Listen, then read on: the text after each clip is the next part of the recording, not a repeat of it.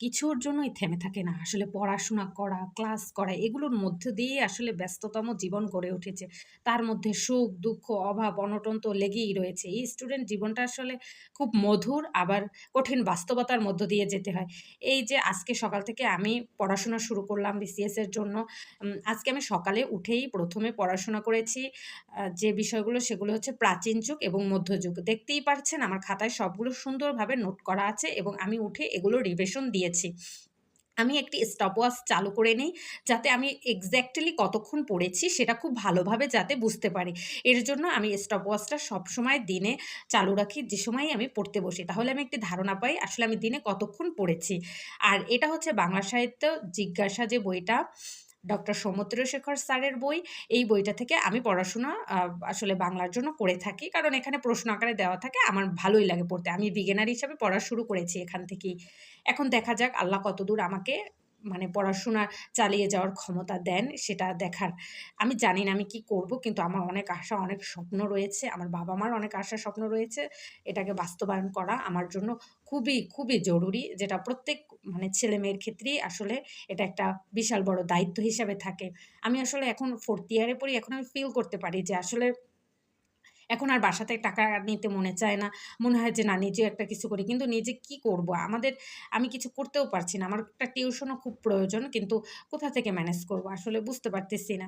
তারপর আজকে যেহেতু মানে শুক্রবার সেহেতু আমি একটু সেলফ কেয়ার করি। আমি এতদিন অত সেলফ কেয়ার করতে চাচ্ছিলাম না। কারণ সেলফ কেয়ার করলে আসলে সময় নষ্ট হয়। এখন আসলে পড়াশোনার সময়। তো যতটুকু পারা যায় ততটুকু আমি করে থাকি। এখানে আমি আজকে মেথি, লেবু এবং নারিকেল তেল দিয়ে একটি প্যাক বানিয়ে হেয়ার কেয়ার করেছি এবং আপনারা দেখতে পাচ্ছেন একটা ছোট বাটাতে আমার হলুদ ছিল। ওই হলুদটা দিয়ে আমি মুখের জন্য একটা বেসন দিয়ে আর মধু দিয়ে একটা মাস্ক তৈরি করে মুখে লাগিয়েছি। জাস্ট এইটুকুই।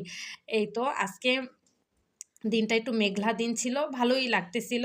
কি রান্না করব বুঝতে পারতেছিলাম না যে আজকে আমার আসলে কি রান্না করা উচিত। একটু মনে চাইতেছিল না যে রান্না করি। তো ভাবলাম আজকে আমি একটু কি রান্না করব। তো রান্না করার ক্ষেত্রে আমি দেখলাম আমার ডিম আর আলু আছে, সহজ রান্না এটাই করি। সো ডিম আর আলু রান্না করে ফেললাম।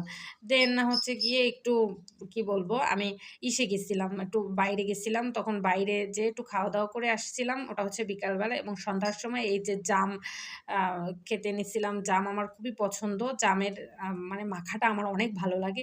তো জামও খেতে নিলাম।